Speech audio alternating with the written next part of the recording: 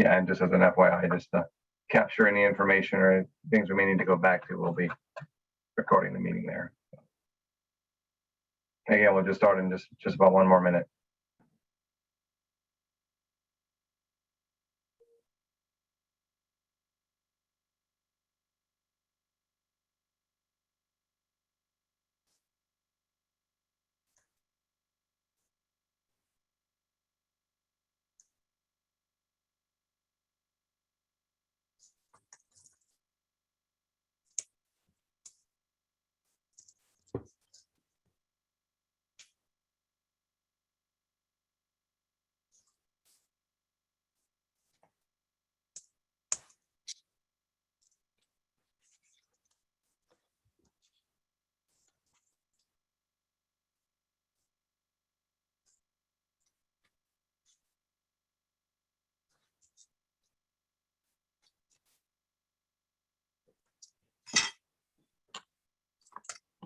Okay, I guess for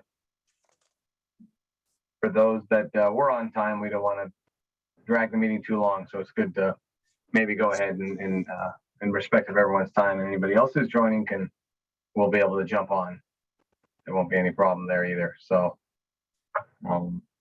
I'll just briefly start it out. Again, thank everyone for taking your time out of your evenings to join us and share your feedback. Hopefully this makes it somewhat more convenient. You don't have to drive in, and you save a little bit of time. I guess there's some positive aspects of these virtual meetings, but we value as a city the high level of citizen engagement on our projects citywide, and the turnout tonight here is just another example of that.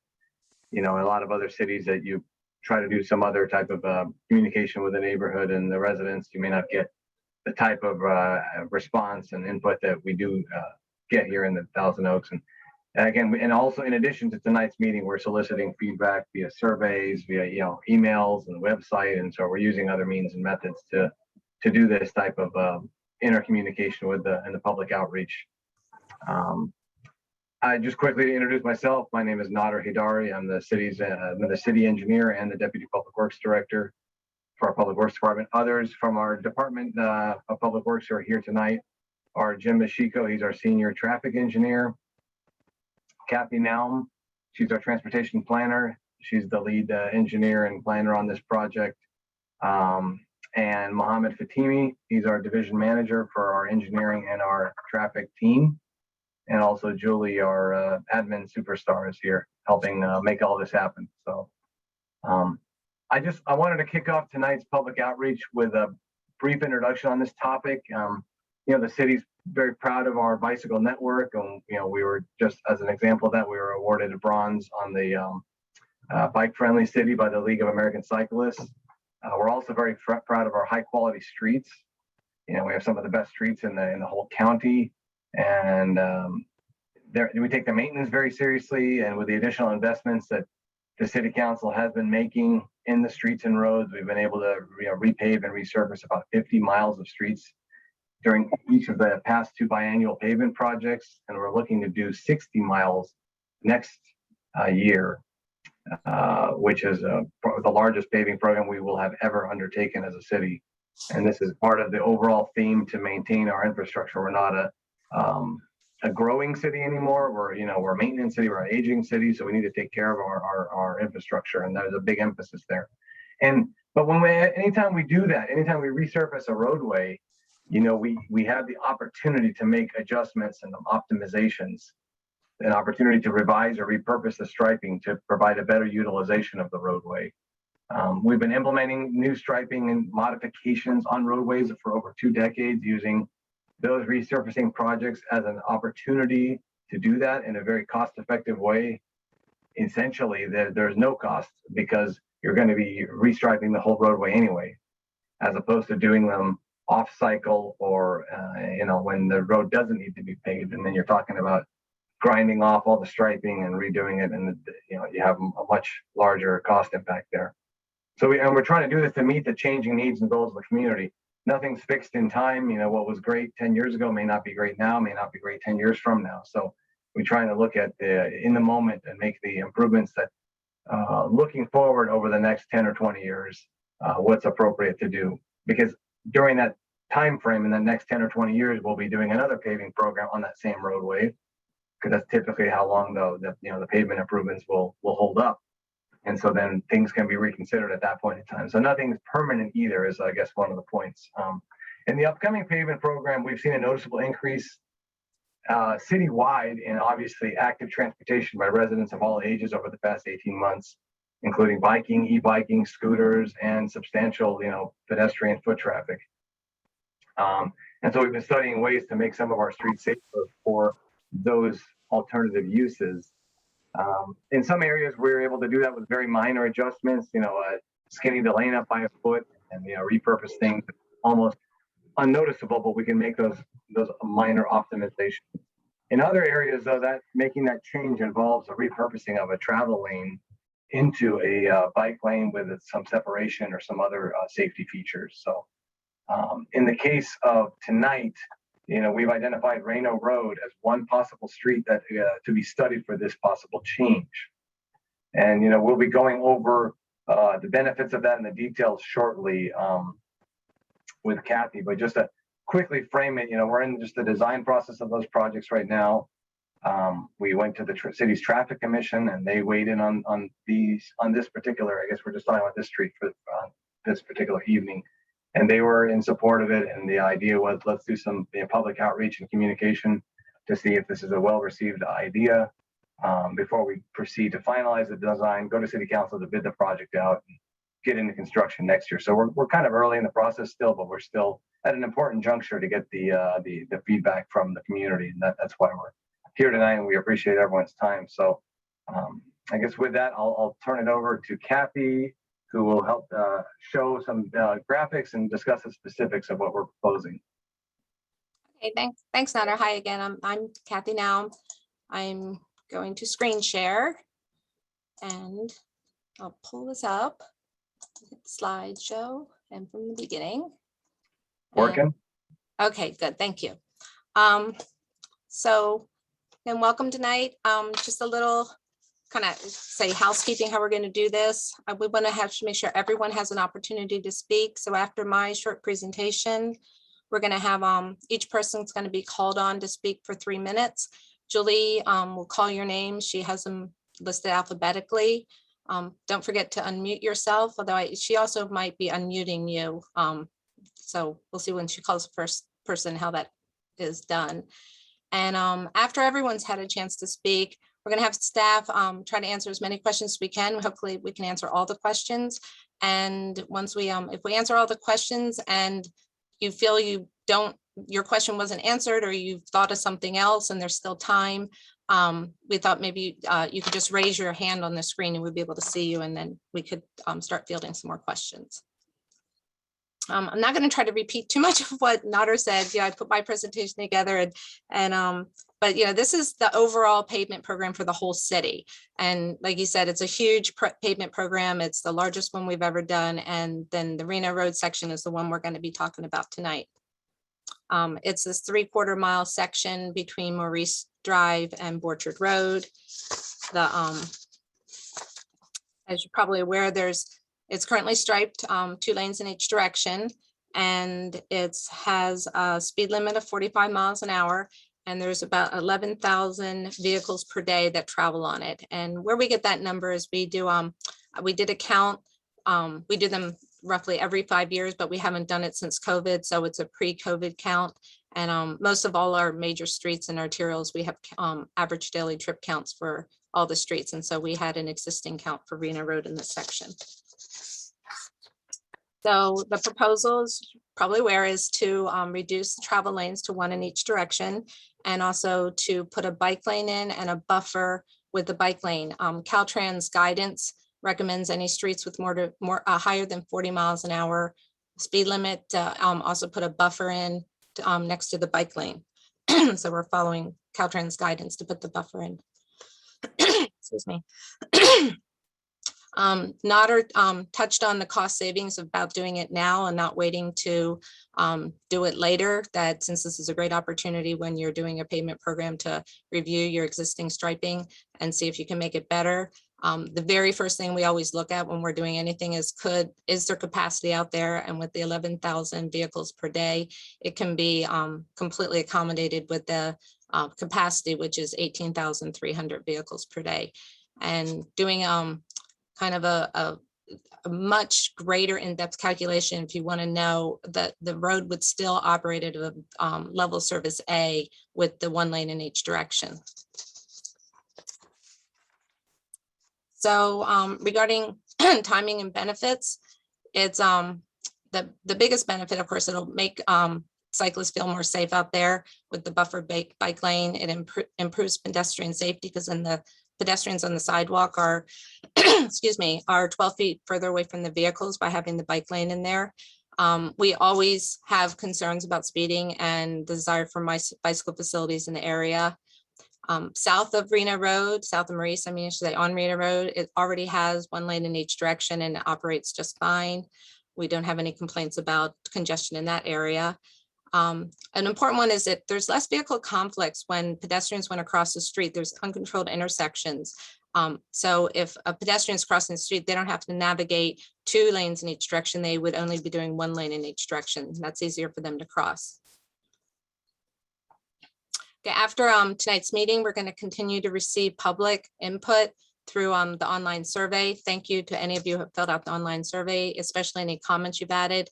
We also receive emails, phone calls. Then in September, we'll start reviewing all the data that we've collected. And then starting in October, November, there's a city council staff report that will be written up. And in that staff report will be what staff is recommending for city council for the section of Reino Road. And at that point, the website will be updated with what the recommendation is that's going to go to council. And again, it's a staff recommendation to council. And then in December, on December 14th, it'll go to city council. It's a public meeting, public hearing. Anyone can come and discuss.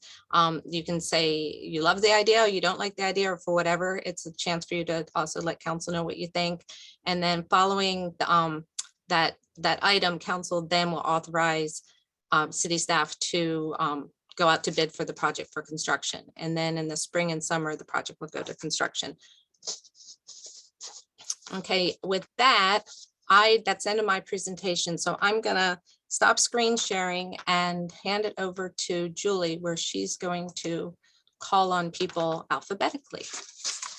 Okay, so we had 25 people register for the meeting, and it looks like only 17 are in the meeting right now. So I'm gonna go ahead and start in alphabetical order. We have Nancy Apgar. I'm gonna go ahead and unmute you.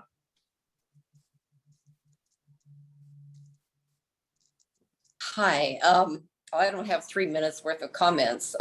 My concern, I have ridden a bike on that, and it's kind of scary to ride a bike in the road on Reino right there between Borchard and Maurice. My concern is the drivers, if you take a lane away from them, are really going to resent that and, you know, take it out on cyclists through there. And when I drive, I make a right turn on Mayfield myself on Reino. And my concern is people coming up really fast behind me and being very, you know, because since there's only a lane, they're in a real rush. And will it be safe to turn to do my right turn on Mayfield? And that's all I have to say. Thank you. Thank you. Well, like Kathy said, we'll capture all the comments and then we'll give some answers here at the end, hopefully to each of them. Okay, next we have Sue Carter.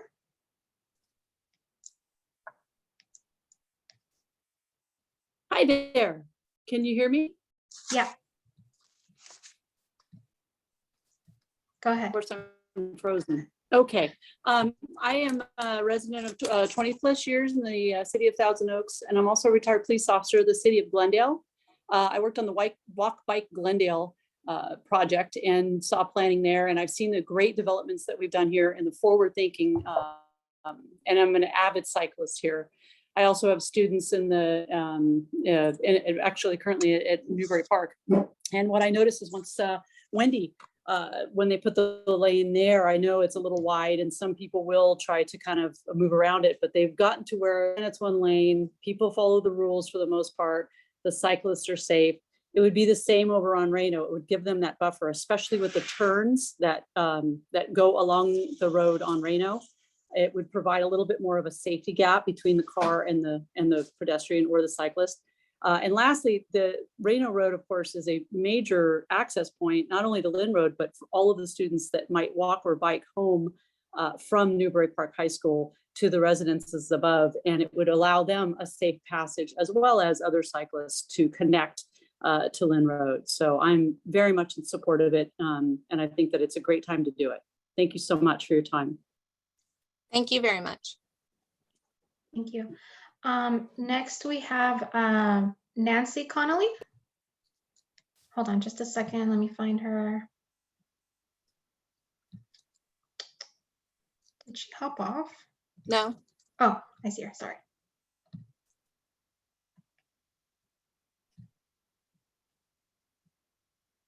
Okay, you should have a pop. There you go. Hi there. So my mission this evening was merely to gather some evidence and some facts. I'm a big believer in coming to the root source. I have a huge concern. I actually live in the Dutch Haven neighbourhood, but we've had multiple car accidents on Reino, and I would be very concerned that drivers would still continue to speed up along the hill and we would have a public safety risk. Public safety is pretty much paramount in my opinion. So I would definitely have that concern for the cyclists and even for foot traffic at that matter. So that would be my biggest concern, is making sure that are we going to try and reduce the speed limit coming up that road, or you know, what is actually in place to make sure that people are staying safe. Thank you. Okay, I'm going in alphabetical order. So the next person we have is a late registrant, Devin Carter. If you want to speak, I can unmute you now.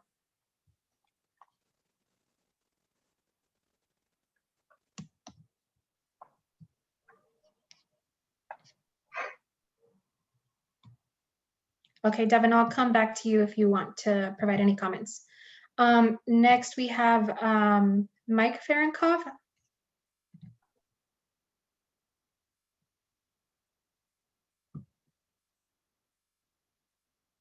Hello? Yes. Okay, so I live in the area as well. And so I guess one of my questions would be, we did a study on how many cars travel up and down the road there on Reino. I'm wondering if we did the same for the bicyclists, how many bicyclists have been up and down Reino Road in that area. Since I drive in that, I live in that area. Personally, I haven't seen a lot of bicycle traffic up in that area. My one concern, I guess, would be if we reduced the 2-lane to a single lane in each direction, that would, in my opinion, stack up vehicle traffic. And so making a left turn out of Mayfield would, I think, be next to impossible, when you have high traffic volumes. And so I guess that would be kind of one of my concerns.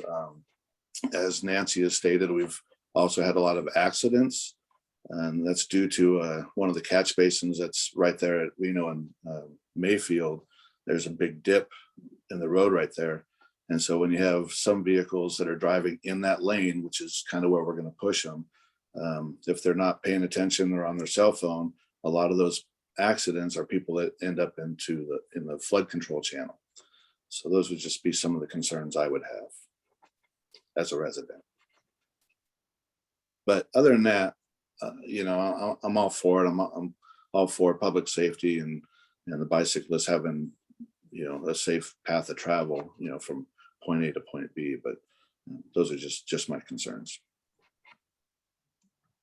Thank you, Mike. Next, we have Tom Fitzgibbon. Hi, I'm Tom Fitzgibbon. I'm an attorney, and I've been a bicycle.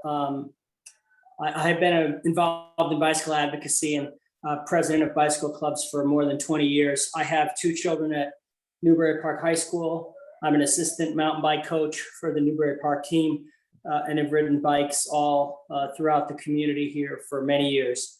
I believe that the concerns that people talked about, the safety concerns, I think they're important to think about, but I think the way to do it is to proceed with the project and make the changes that will increase the safety rather than allow any of those concerns to be a basis not to proceed. I think one of the things that's very important that was already mentioned by a previous commenter is the high school.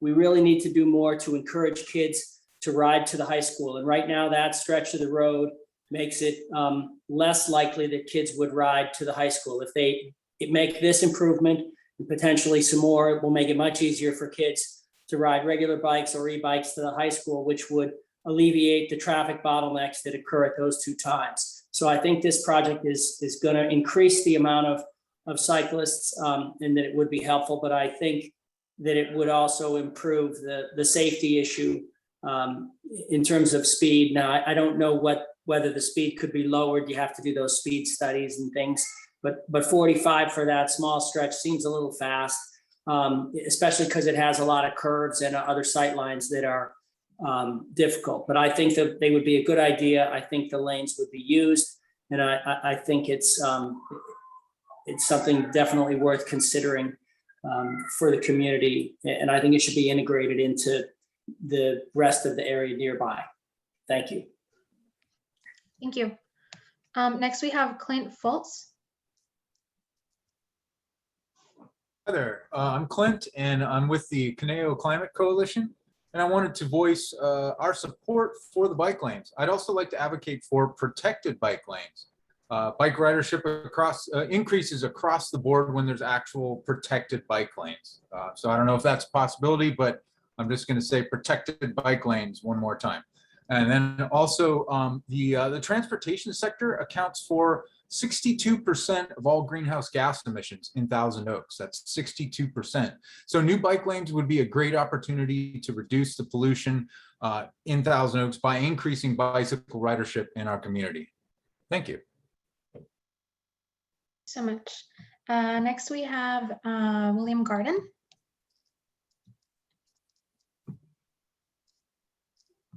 Hi there. Bill Garden. I've been a resident of the Conejo Valley for 30 years, lived in Newbury Park for about 11 years. I bought in Newbury Park because it had better access, bike access at the time. I had some experiences on occasion riding down Lynn Road pre-bike lanes, which was extremely scary. I am an avid cyclist. I also live just off Reino Road, so I have to drive on Reino Road to get home. But I also have to ride on Reino Road. There's not really a lot of good options to get to like Sycamore Canyon or the Pacific Coast Highway. And so I did scan my data. I just took a peek. I've ridden that road probably 250 times over the last 3 years. I've had a couple of near misses, specifically on Reino. And on 2 occasions, I was actually able to catch up with the perpetrator at the stoplight because I know that people want to get places as fast as possible and are in a hurry, but the stoplights sort of slow traffic regardless. Of the 2 folks that I talked to that kind of near missed me, one of them had a wide trailer and just had no idea. He was just like, oh, I'm sorry, man. The other guy was actually just on his way to Starbucks and he just freely admitted, he's like, I really don't like cyclists. I really don't think you belong on the road. It's probably not a good idea really to have those interactions. We had the brief conversation. I just shared that, that 3 feet is the law and it's scary out there. I have a daughter who goes to Newbury Park High School too. I wish it was safer to get to school.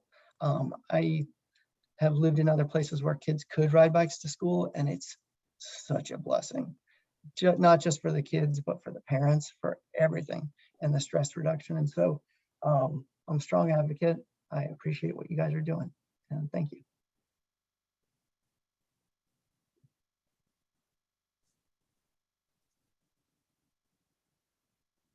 Thank you. Julie, you're muted.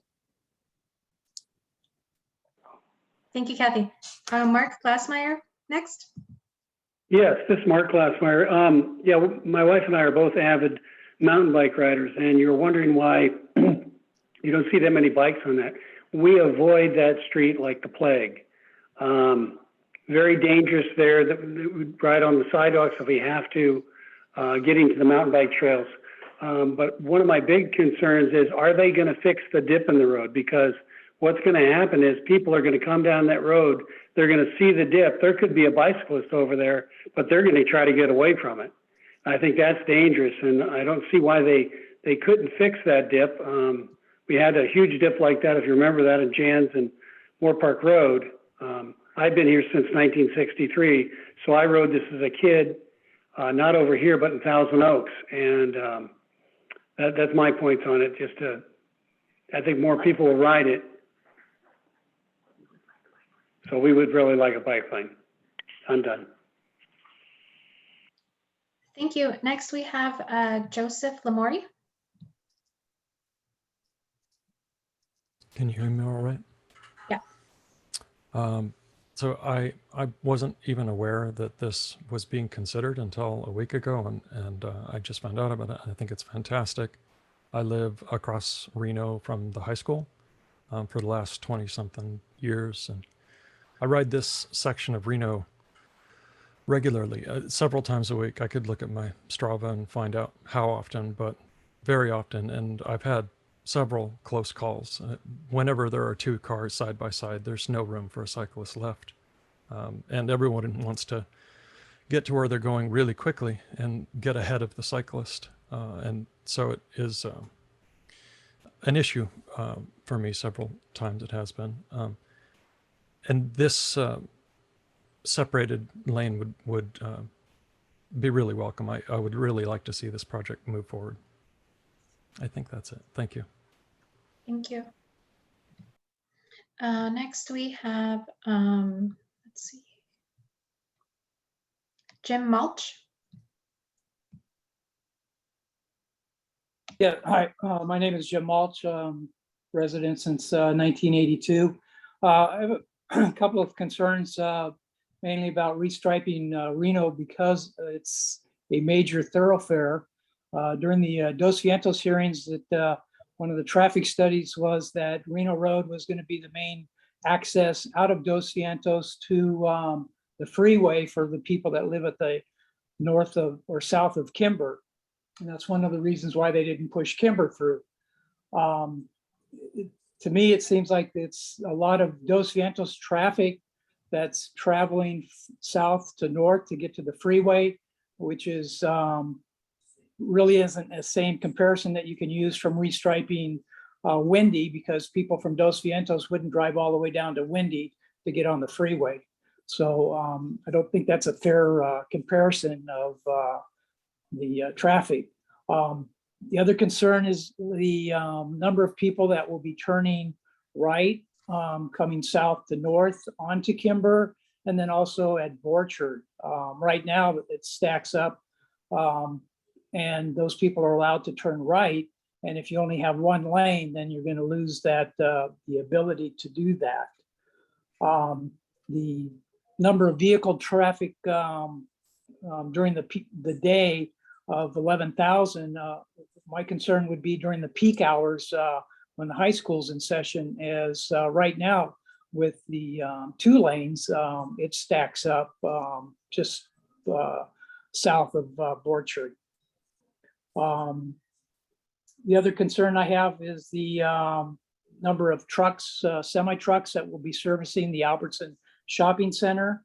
Normally, if they're in the right lane, the people will have the left lane to go around them. If people are going to be stuck behind the semis going into servicing the shopping center. And then just curiosity, has there been any studies done on what is the number of bikes that would actually use this feature? And then also, Was there any study done on the number of bikes that increased when we restriped Wendy? So just some concerns that I have right now. Thank you. Thank you. Next, we have Brian Meany.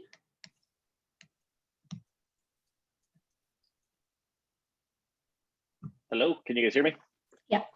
Hi, so hey, I'm a longtime resident of Newbury Park as well. I was born locally. I've lived here all my life. I actually back up right next to Reino Road, and I have some concerns as well. I'm an avid cyclist. You know, I ride daily if possible. I also have kids. I can understand and appreciate that that would be a main thoroughfare for high school students to get back and forth to school. However, you know, I see it firsthand every day. I see the traffic every morning, not only, you know, students going to school, but also people commuting to work. It's, you know, if you leave at 8 o'clock in the morning, it's backed up as it is now. I can only imagine that being worse if this was imposed. Not to mention, you know, like one of the previous speakers had mentioned, the traffic with delivery trucks and so on and so forth. I think, you know, and I've lived in this current house since 1998. And out of all the years I saw, I think there was 3 or 4 different accidents last year alone where there was cars that ended up in the ditch. I'm kind of opposed to it. Again, I mean, I'm an avid cyclist, but I think it's a risk. I would hate to see, you know, an increase in cycling accidents and so on and so forth.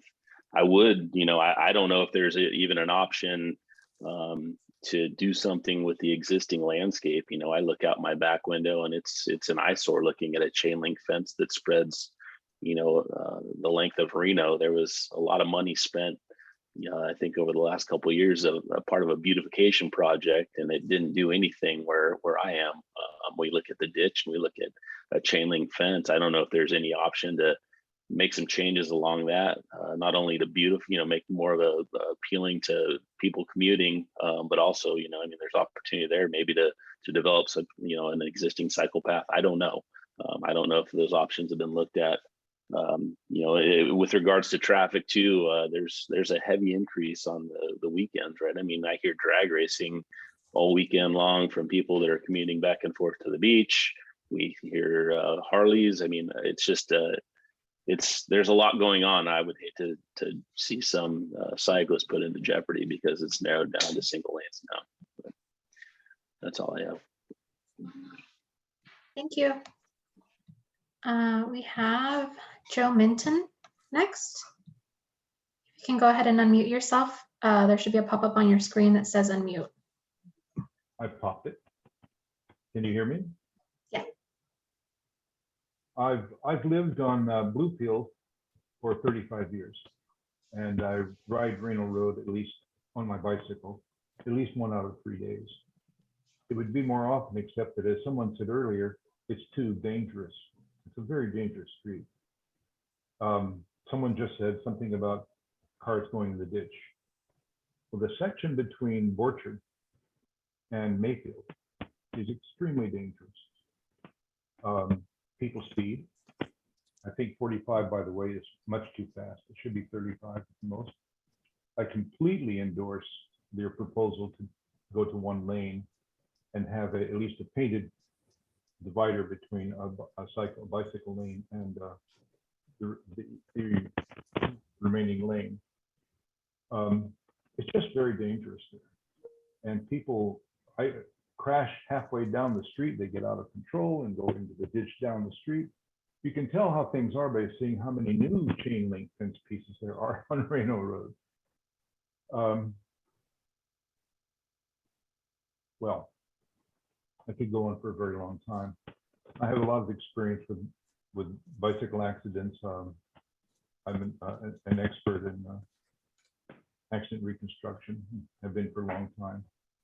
And safety, I think, is a very big deal. People will scream if Reino is reduced to 1 lane. However, as the Dutch and others have found, if you take 2 lanes away and make it into 1, everybody slows down. And they need to slow down there. The cars that go into the ditch is only a fraction of those that damn near go into the ditch. We need to change it. Would it be inconvenient? Yeah, absolutely. But it would be safer. And I guess that's all I have to say about that. Thank you.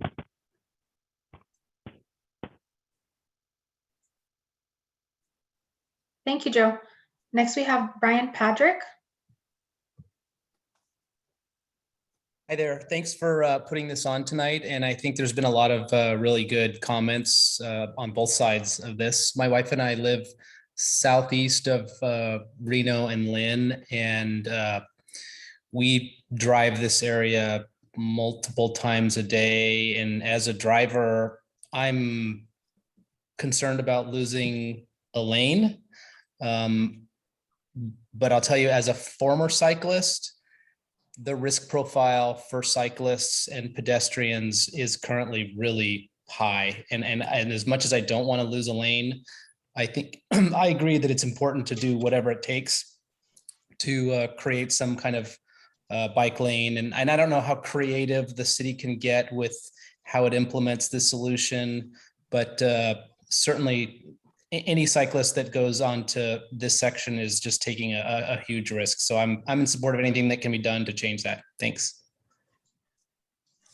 Thank you.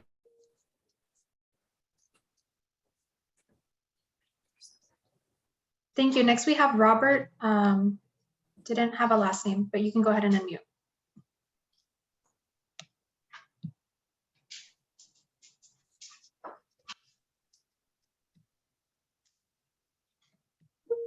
Okay, Robert, I will come back to you next. Next, we have Trent Sigurd. Hello, everyone. My name is Trent Sigurd. I was born in Thousand Oaks. I currently live on near the intersection of Lynn and Reino Road. I'm an avid cyclist, just got into it this year, and I'm currently trying to ride every road in Conejo Valley. This is one I tried to avoid. I looked at my Strava data, and I have gone up this road more than I have gone down, which is a bummer because I would love to ride my bike to the grocery store, to the cafes and restaurants that are across the street from the Orchard Center. I also think there's an opportunity for people who live more near Lynn to have the opportunity to get to the Orchard Center to enjoy our excellent park system, as well as the high school that other people have mentioned. I have had a couple close calls coming up the hill as well. I've been honked at, I've been smoked out by diesel trucks. And the last time I rode this section, I did take the sidewalk to avoid the street. Opposite, I think there's a great opportunity for citizens to have access to our amazing state park, Sycamore Canyon. There's amazing mountain biking up there, and having safe access to the open space will be incredibly important. I also am an advocate of protected bike lanes, whether that is the white cones, whether that is parking blocks with cones on them. That is very welcome. And I also am in favor of lowering the speed limit because I'm not ever going the speed limit because there's no rush to get home. I don't know why people are so rushed. And it can be a very hectic street. So I think adding a bike lane, making it more pedestrian friendly will help everyone slow down and be more cautious. I also want to end this with asking, there's been a study on bike ownership in the area. I think understanding who has it, it's not just who rides the bike, it's who has a bike and maybe doesn't want to ride it. So I think understanding how many bikes there are per household would be a very interesting study. And with that, I thank you for your time and thank you for the opportunity to speak. Thank you. And we're going to circle back to Robert. Looks like he rejoined the meeting. You can go ahead.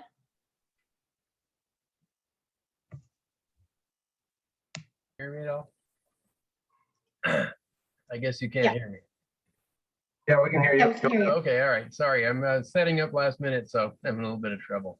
No, the only thing I can say is I'd love to see bike paths, but I have to agree with the gentleman earlier who said protected bike lanes. My biggest concern, I live out by actually where Jim lives, down at the end of Reno. And my biggest concern is the area that goes by Albertsons and such, where it gets down to one lane anyway. I've seen a lot of near misses on bicycles with cars going by, not slowing down at all. And it does sort of do a small zigzag through there. I'd love to see a protected bike lane. I don't know how that would be done, but just striping it. I don't know, the paint won't stop anybody who's not paying attention. That's my biggest concern. When I try to ride that area, if I ever ride it at all, there is a space a little bit further towards Lynn where you can go on the other side of, on the west side of the road behind the sort of the trees and bushes. I always take that just to stay away from Reno. So my big issue is the drivers on Reno. I don't think that striping will be enough to make it safe. Thank you, Robert. Sure. And next we have Tamara Taggart. Hi, it's Tamara Taggart. Tamara, thank you. First of all, thank you for hosting this, having this. Thank you everyone for your comments. It's made me think a lot. I was really excited to see the sign that this meeting was going to be held tonight. Lived in the area for about 14 years. I am an avid cyclist. I'm on a local women's cycling team. I completely avoid that stretch of Reno. I'm thankful that I actually, hearing all the comments from other people, I live up on Knollwood between Wendy and Lynn. And so thankfully, most of my bike rides, I don't have to use Reno. And I'm thankful for that. So it's been interesting to hear the other perspective of people that live down there and want to get up, you know, to like the Wendy Trail or PCH and that have to use that road. It's a really, really dangerous road for cyclists. Like I say, I completely avoid it. I've been on it maybe 2 or 3 times and felt unsafe the whole time. And just even last week, there was someone riding it, and just the traffic control of cars trying to avoid that cyclist was scary. When I saw that this project was, you know, being considered or thought about, my first thought was, how in the world are they going to do this? Reno's such a small, you know, lanes on both sides. One guy commented earlier about I thought maybe you would be widening it, like keeping the 2 lanes and somehow widening the road. Because I think my only concern is, for one, people have kept saying is the speed limit hopefully would go down from 45 if it's 1 lane.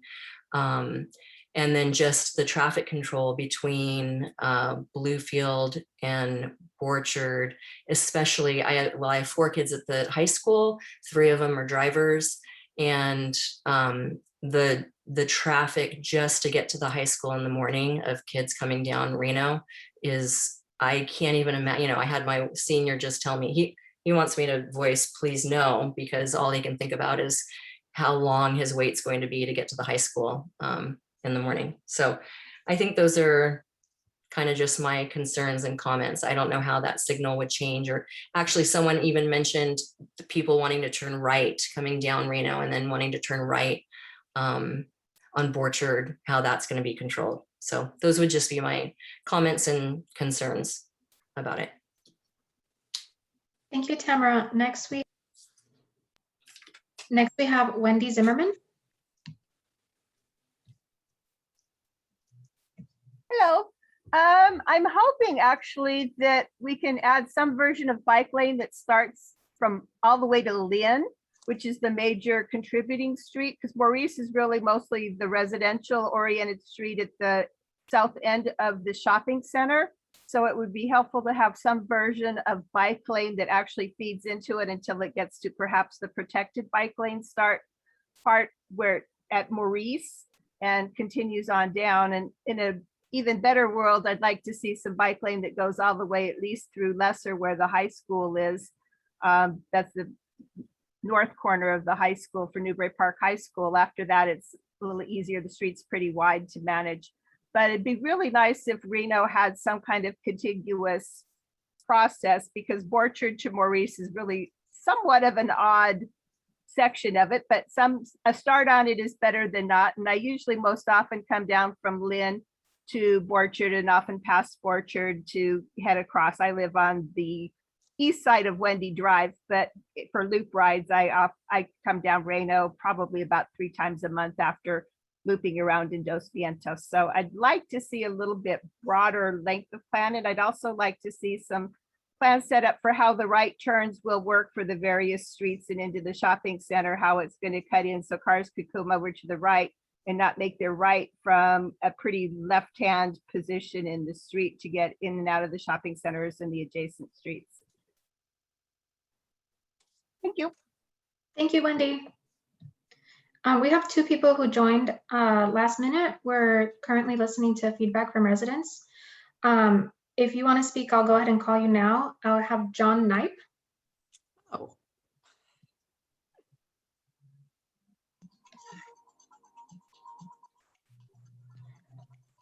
John, I know you joined last minute, but did you want to voice any concerns or questions about the project?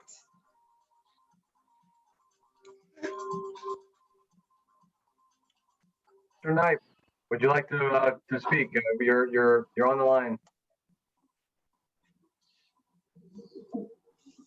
Doesn't sound like it. No, okay. And we also have Drew Pletcher, if you want to provide any comments. No, hi everybody. Good evening. I'm just joining tonight as a member of the Traffic and Transportation Advisory Commission, and a big supporter of this idea as it came before us at our last meeting. So I'll turn it back over to staff. Thank you so much. Thank you.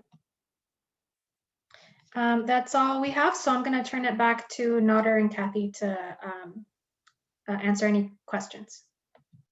Sure, and I guess just as a one final sweep, if anybody wanted to speak and didn't have a chance, or yeah, I think Julie just did that cross-referencing. I think we captured everybody, but in case that is the case, please feel free to raise the hand or maybe just unmute if you haven't had a chance to comment. But in the meantime, yeah, we'll go back. I think some of the answers we will attempt to address. Kathy can maybe get started, then me and Jim and Mohammed can fill in the blanks on other items that we took note of as well.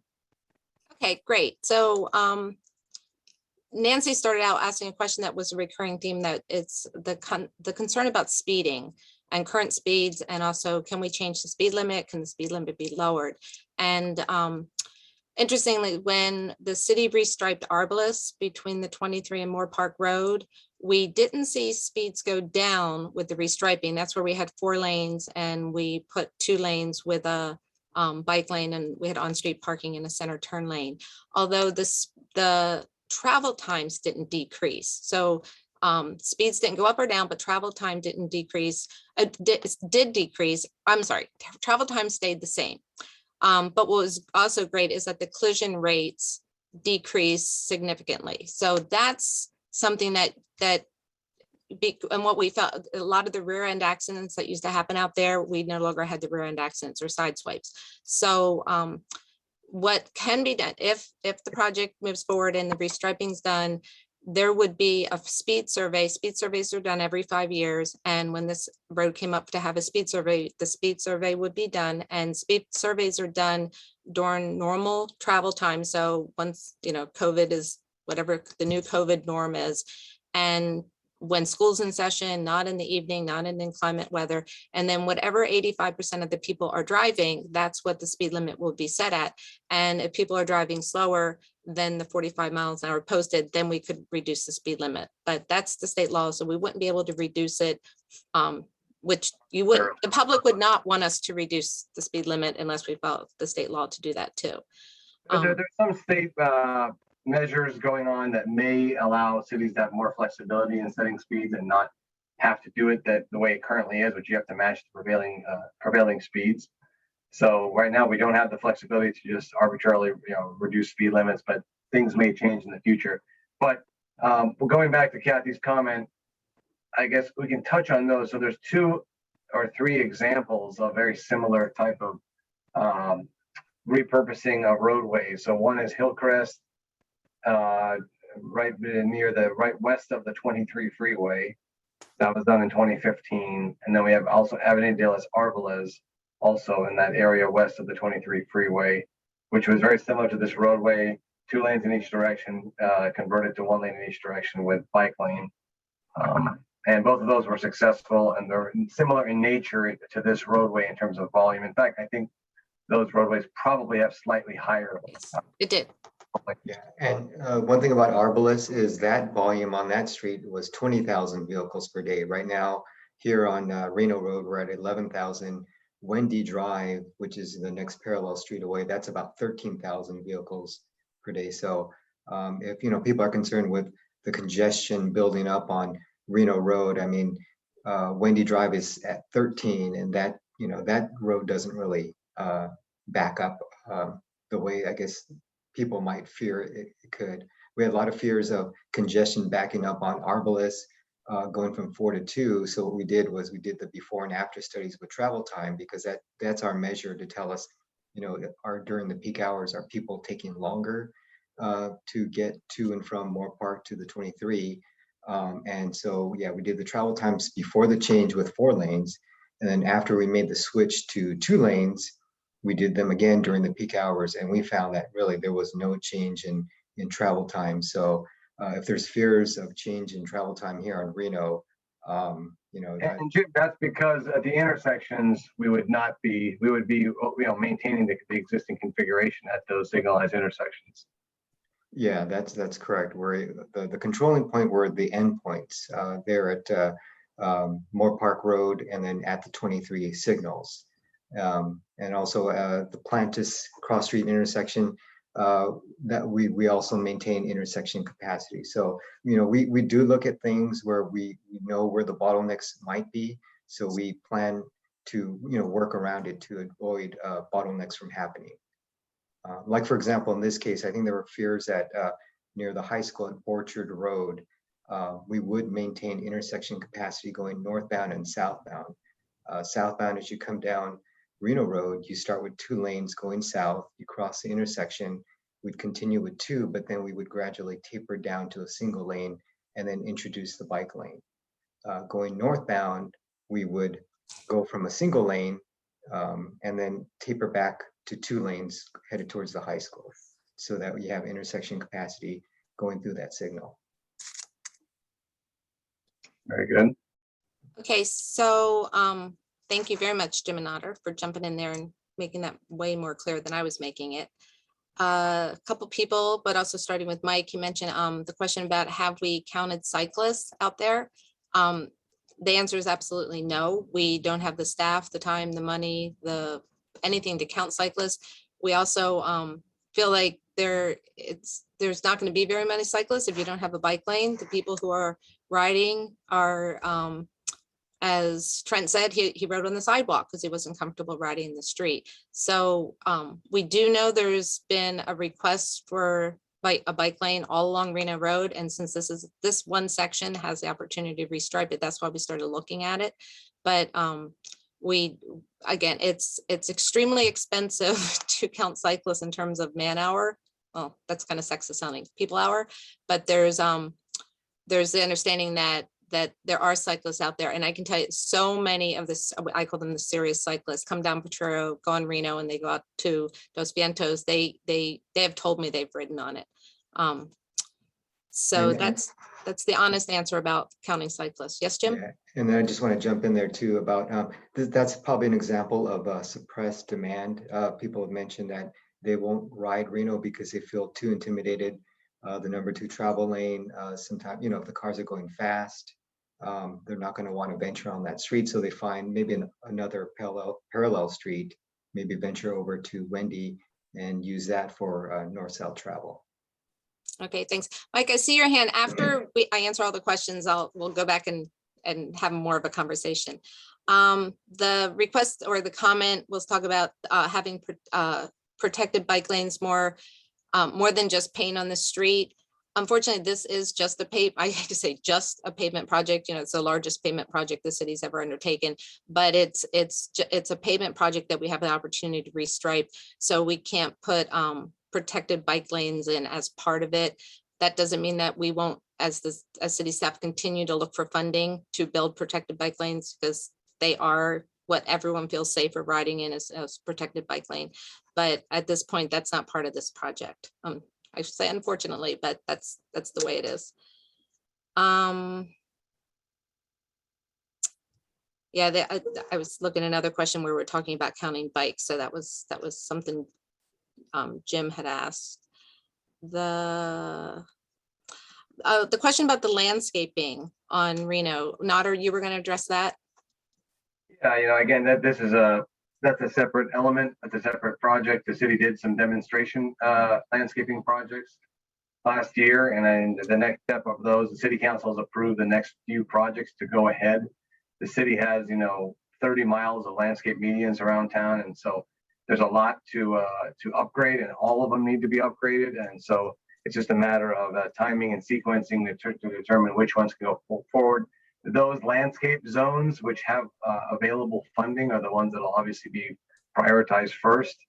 And one of them is on Thousand Oaks Boulevard there near the Auto Mall going up past Westlake High School. And, that project will continue moving forward. There's no delays on that project. It's just a matter of, the hundreds of thousands of square feet of landscaping that have to be upgraded. So it's just a matter of what can be funded every 2-year budget cycle. Part of that area with a wash there and the chain link fence and so forth, that's the flood control district's facilities. So the city doesn't own that facility or is able to make any upgrades or improvements there. And there's some limitations there on what we can do or can compel them to do. So we'll work with them on that item. But we heard a couple comments about the dip in the roadway. Jim, maybe you want to start on that one and to address that. Okay, yeah, someone mentioned about the dip in the roadway. That's just south of Mayfield, and it's in the #1 travel lane. And if we are able to put in a bike lane here, what we can do is, as we get to that location, we can move the traffic away from the dip, maybe about two feet away from the center median, so that when cars travel through that segment, they would be closer to like the buffer zone that we would normally have. We may not have it there because we're transitioning people away from that dip. And then once you get past the dip, we can transition the vehicles back towards the median, so that, we're trying to avoid, getting cars riding over that bump. Yeah, and we can also, as part of the pavement project, see if we can smooth out that dip, modify it in any fashion, there's some limitation because there's a drainage inlet. That the point of the dip is to allow the water to enter that drainage facility. So by design or by nature, there needs to be some sort of depression there, but we can look at improving that as well. Great, thank you. Yes, and one thing I maybe even at the beginning should be stressed, that because we are not moving forward with this project until we have all the public input, the actual design, like for example, the dip area hasn't been engineered yet. And Wendy was talking about some of the turns at the intersections. They haven't been engineered yet. You can see the graphic I used in the presentation and the one that was on the website. It's a pretty crude graphic because we're not going to spend money designing something if the community wasn't in support of it. So that's why we don't have an answer, for example, the dip, but we will be looking into it and trying to find solutions to make it safer. So going to the next question, Trent, you asked a question about looking into bicycle ownership. That's not part of this project, but maybe that's something that we can discuss through the bicycle advisory team if you want to bring some questions like that to the bicycle advisory team. I mean, anecdotally, yeah, I mean, it's just a virtue of every bike shop being out of stock and bikes flying off the shelf probably has something to do with that. Exactly. Some indication of increased bike ownership in town, but there was a comment about left turn, obviously left turn, finding gaps in the left turns. Now, Kathy, in your initial comments, you indicated that because now when you're making the left turn, you don't have to cross and negotiate 2 lanes of traffic coming at you. It's only one, so it's safer to do that. But I guess the one comment was that, you may be, more stacked up in that lane to a degree. And so finding that gap may not be as immediately apparent. I don't know if you can respond to that one. And Data from Hillcrest and Arbalez and Wendy Drive. right. And I think what we've seen is an overall, it's a give and take with the community. They recognize there's a bike lane. As we said, we saw a decrease in the number of collisions. We don't see more driver anger out there, things that are happening that people aren't supposed to be doing what they're doing. They're doing other things. They're texting on their phone, they're doing other illegal things, but they're not. There's a patience, and like what Tamara said about the high school and the traffic, we have this problem at all 3 high schools, and it will continue to be a problem. And will reducing one lane, maybe people start to go to school maybe 4 minutes earlier. So that's because traffic, they feel, is just a little bit more, there's more congestion or friction. So we just haven't seen it statistically, and we haven't seen it nationally. We're Jim, we do traffic engineering, and we hear about road diets. We call these road diets all the time, and you don't see an increase in anger and collisions that are required because people now are losing patience. And maybe it's also this community, and again, I'm really biased because it's that people out there are just not angry people. We're not having road rage out in Dos Vientos. We might have speeding because people don't have a lot of congestion, so they can go a lot faster because there's just not a lot of traffic out there, but we don't have angry people. And that's anecdotally.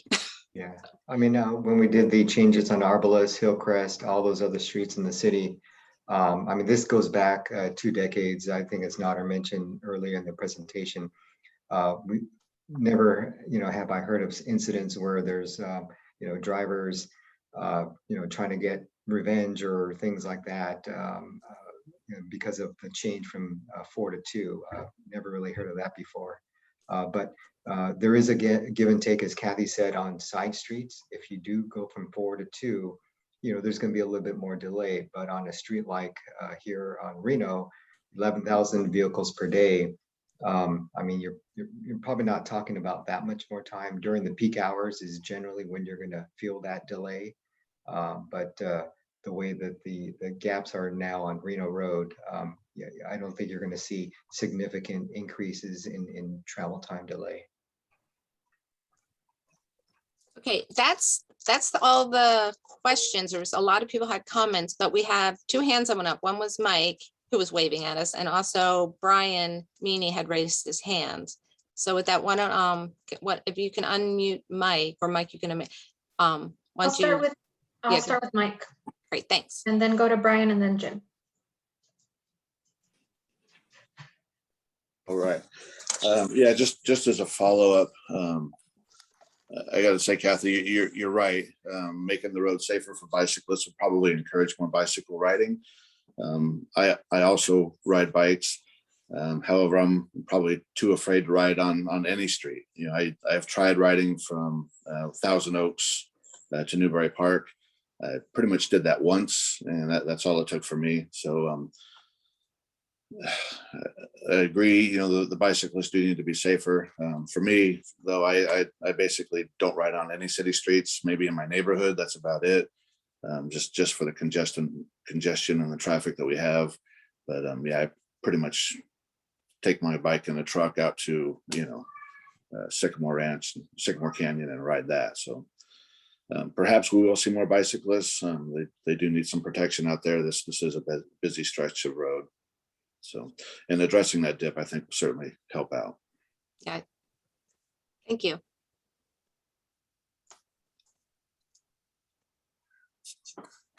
Thank you, Mike. I'm going to call on Brian Meany next. Hey, thank you. One thing I that kind of came to mind as we were talking through the presentation and everyone else's questions is, as I mentioned earlier, I live on Maynard. I back right up to the ditch. And another concern I didn't think about was, if you limit the lanes like you guys are proposing, we've seen an increase in people racing down our street on Maynard now. They come out of Starbucks, Carl's Jr., that big shopping center. They're trying to avoid the signal, so they race down our street. And I would hate to see the same thing happen with a bike lane, right? If we're going to see an increase in traffic because people, drivers are getting fed up with the delays in the morning, or you know, the reduction in speed, I don't want to see that happen down our street either. Like I mentioned before, I've got 3 girls, they're outside playing consistently, and I can't tell you how many times we've had to yell at drivers to slow down our street just because of that very fact, where they are racing down our street to beat the signal. So something else to take into consideration when you guys are making the decision. Thank you, Brian. Go ahead, Jim, and then Wendy. Yeah, just one comment, a question that I had was, is any consideration in the traffic study done about the vacant property at Maurice? Whether that would be additional commercial businesses that would be going in there, or if there would be additional residential, which would increase the number of cars in that area. And then again, with all due respect, I find it that comparing Reno to Wendy is apples to oranges, because Wendy, there's no commercial, basically from Lynn to the freeway, except when you get down past Ruth, and there is no high school traffic on Wendy. So to compare, the restriping on Wendy says there wasn't any delays. It's really not a valid argument. And that's just a comment. Thank you. Does anybody want to answer before we move to the next? Let me address your question about the vacant property. There's still enough capacity on Reino Road with the projected trips on the vacant property with their latest proposal coming in as townhomes. That's still, you know, it's a pending project. It's depending on who you talk to, it's in the works, but it's also been on hold for a while. But I guess at the end of the day, that parcel is not a large parcel. I mean, at the most, I mean, it's out of the scale of things in that area with thousands of acres of developed homeland, that property is only maybe what, 3 or 4 acres, if that even. Correct. Yeah. So that's not substantially. We're talking about a roadway with 11,000 vehicles per day. And any proposal there on that site wouldn't probably change that number more than a few percent. So that won't substantially move the needle or affect any of the projections. Right. And then I was also going to add, and Jim, you're correct. Every street is unique. It's apples to oranges to bananas to grapes, whatever. If you're going to compare streets to streets, even short cul-de-sacs are different than somebody's other short cul-de-sac just on another part of town. So what we're looking at when we're like comparing it to Wendy or Arbalest is, like, for example, Arbalest had 18,000 trips. This has 11. It went from 4 to 2 lanes. So, and then we have the data to back it up, what happened after we went from the 4 to 2 lanes. And yeah, completely recognizing this is not exactly the same thing, but it's got enough similar characteristics that if we look at 3 different streets, then it fits in. And that's what we're trying to do. That yes, the street is different. Every street's different. Like, as you say, our screensavers are this part of Wendy. This part of Wendy is different than in other parts of Wendy. So I just want to recognize, yeah, we recognize that all the streets are different. I want to jump in there on, I think there was a comment there on, is there a possibility that shortcutters might start driving down Maynard to avoid Reino Road, because it's a parallel street. One of the things that Reino, at the signals at Kimber and then at the shopping center, the signals generally rest in green on Reino Road. The idea is just to keep traffic moving on Reino, and then it will switch over to the cross street only when the detectors sense that there's vehicles being waiting to be served. We're not changing that, where the signal will still operate where they rest in green on Reino Road to continuously move traffic. So if it was done differently, if we all of a sudden we change where the signals rest in green on the opposite way, traffic backs up on Reino Road, then they would seek out ways to get around that, and Maynard would be a parallel route. But we're not changing that with this. If this project moves forward, we're still going to continue to rest in green on Reino Road to keep that traffic moving.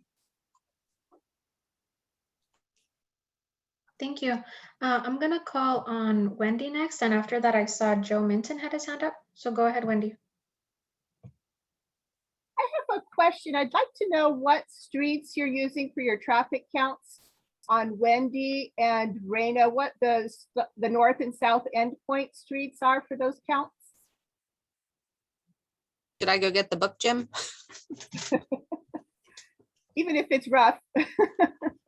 I'm just trying to calculate whether, like on Wendy, you're talking from Borchard south to Lynn or so, or where you're starting your count for the 11,000 on Reino. You know, it's not as available as I thought it was going to be. So yeah, I think the count that I looked at for Wendy Drive, that was just south of Kimber. Traffic volume there was about a little over 13,000. And then this count of 11,000 for Reino Road, I believe that was just south of Borchard. Okay, so it's and we took the Kimber highest towards Lynn then. They're both in a similar, south of Borchard. Okay, so yeah. you're further not away from accounting for Lynn. the traffic that goes through Casa Conejo from Borchard to the freeway, for example. Well, we took the highest count, like as you go further away from Borchard, as you travel closer to Lynn, the travel volume decreases. So the numbers that we're citing are the highest numbers. Within this zone. Yeah, within those zones. Okay, so that's after Borchard then. Okay. Thank you. You. Thank you, Wendy. Go ahead, Joe Minton, and after that, Trent. Joe, you're go ahead and click unmute. Can you hear me now? Yeah. I consider the Reino Road between Borchard and Lynn Road to be the most dangerous place in Thousand Oaks that I've ridden on a bicycle or any other way. In the time I've been here, I know there have been 3 fatalities just south of Albertson back when the road was a tighter S-bend. I see people, young men, women, kids going to high school, they ride their bikes on the sidewalk on Reino, most of it. Seldom see anyone out in the street. They use the sidewalk because the street is just dangerous. And I don't know what the answer is. When you're going south from Borchard on Reino, third person you, climbs a hill, you can't see what's on the other side until you get over it by the little primary school there. And then it descends quickly and makes a relatively sharp left turn. 45 miles an hour is too fast. It needs to come down. Europeans have found that if you slow the cars down, people stop getting killed on bicycles. And I would go to 35 miles an hour. I'd put a bike lane in, and just do that, because it may be inconvenient, but I'm more concerned about people getting injured. And I have seen near accidents. In fact, I almost had one because of the 2 lanes. I'm all for the proposal, and I support it in any way I can. I guess that's pretty much what I had to say. I just wanted to emphasize that I've lived around here for 35 years. I can go from Trader Joe's to Albertsons and never see Reino Road. And that's, because Reino is just too dangerous, and I'm very careful. But thank you, Joe. And we discussed earlier that the city has to follow the state law on how we post speed limits. So yeah, I understand. But one last thing, if you have parallel travel with cars going fast, like I've had on Bluefield, speed bumps. Okay. Speed bumps. Thank you. And then just to add something there, we know, what Joe described for traffic on Reino Road, we know what we have right now with 4 lanes. The city, we're just throwing out an idea, a concept that, maybe we can change some of the behaviors and observations by going down to the single lane in each direction and then providing that buffered bike lane, and that might address some things. We can either leave it the way it is, or now, we have an opportunity to possibly change things and improve some of those behaviors and observations that are being reported to us. And the next opportunity won't be for another 15 years or so, separate of doing a standalone project. So let's move back to Trent for follow-up comments.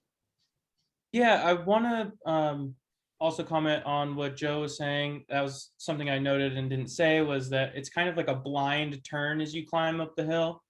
And so that's worrisome. But my main follow-up question / comment would be, there's been no talk of trying to encourage more biking and less driving. And I don't know what the city is available to do, but I encourage you guys to look into the e-bike affordability bill. It's AB 117. And perhaps, these children who are driving 2 miles, 1 mile to school can be given some sort of incentive, financial or otherwise, to be riding e-bikes and to encourage more bike trips rather than car trips. Okay, thank you. Next we have William Gardner. Go ahead. Or Garden, sorry. Hi, 2 quick comments is, one is, I did mention I had a couple of near misses on Reino Road. Is one observation that does relate to traffic is that frequently I've had near misses where I was in the right-hand lane, and cars would come by and buzz by. But just my observation is many of the occasions the left-hand lane is wide open. And so it's not always a traffic issue. And that's where I think the buffering lane is a great option, because it separates and really reduces and removes that potential for conflict. The other thing that I wanted to recognize is I live off of Reino Road. Actually, I don't even know the street. It's turned into Cayo Grande. But I live down there, and I did want to acknowledge the comments about folks that live on Mayfield and how the design is, because of course, where I enter onto Reino Road, it is 2 lanes both ways, but there definitely can be challenges getting in and out. And if there was any kind of a merge area, or if the going to a single lane opened up merge area, because right now you got to go 0 to traffic rate with 0 merge lane onto Reino. And if there would be opportunity to design either some ways to merge in or a little bit of space there for the cars, it would be a great asset to the project too. Okay, we'll take that into consideration when we're doing the design. Thank you. That looks like that's all we have. Okay. Nader, do you want to wrap it up?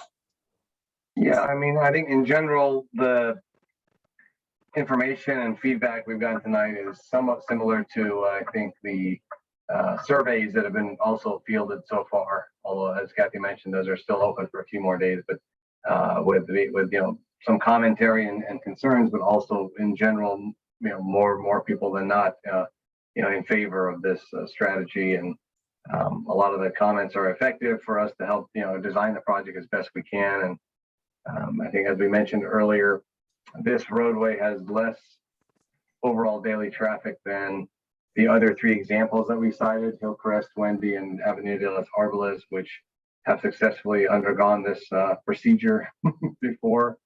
And so, and the other thing to also consider is this is, as I mentioned in the earlier stages, this is not a permanent procedure. This is one that can be reevaluated as the street is resurfaced every 10 to 15 years, and it doesn't mean that that can't change. It doesn't mean that if things change over time, and who knows, we're all driving autonomous vehicles in 10 years that are whisking us around, and there's more vehicle traffic going on, and we can't change things again. So these are all just we just can only look at this next 5 or 10 year period, and recognizing that there's increased level of activity with bicycles citywide, and trying to respond to that. So But we'll be continuing to get some feedback. And as Kathy mentioned earlier, the design of the project will move, and December will be the likely date when this project will go to City Council for their approval and their authorization to go out and get bids and construct the project. So there's still opportunity there for more feedback and communication if anybody still wishes to provide that. So with that, I guess I again appreciate everyone for joining us tonight. And this is one of the more well-run and orderly. Everyone chimed in, and this is like a model of a meeting actually. So I have to thank all of you guys for that input. This is another element of why the Thousand Oaks is a great place. Great. Thank you so much, everyone. Thank you. Yes, thank you, everybody. Good evening.